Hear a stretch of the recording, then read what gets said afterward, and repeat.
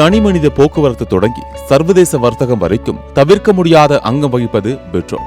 ஏறி இறங்கும் பெட்ரோல் விலைவாசியுடன் போராடுவதே சாமானிய மனிதனுக்கு மிகப்பெரிய சவாலாக உள்ளது. எவ்வளவு விலை ஏறினாலும் என்ன, 100 ரூபாய்க்கு பெட்ரோல் போட்டுக் கொள்ளலாம் என நம்பிக்கையுடன் பலர் இருப்பார்கள். அவர்களுக்கு டஃப் கொடுப்பது போல 110 ரூபாய் மற்றும் 120 ரூபாய்க்கு பெட்ரோல் போட்டு உச்சக்கட்ட லாபத்தை அடைந்து விடுவதாக நிம்மதி பெருமூச்சு விடுகின்றனர் சிலர். பெட்ரோல் பங்குகளில் அதிகம் விற்பனையாகும் 100 மற்றும் 200 ரூபாய் அளவுகளை குறியீடாக செட் செய்து வைத்திருப்பார்கள். இதனை ஒவ்வொரு முறையும் பெட்ரோல் பங்க் ஊழியர்கள் பல பட்டன்களை அழுத்த வேண்டியதில்லை. செட் செய்யப்பட்ட அளவுகளுக்கான எரிபொருளை சாப்ட்வேர் மூலமாக கணக்கிடுகின்றனர். அதே சமயம் 110 மற்றும் 120 ரூபாய்க்கு பெட்ரோல் வாங்கும் போது ஊழியர்கள் மேனுவலாக செட்டிங்கை மாற்றி பெட்ரோலை வழங்குகிறார்கள்.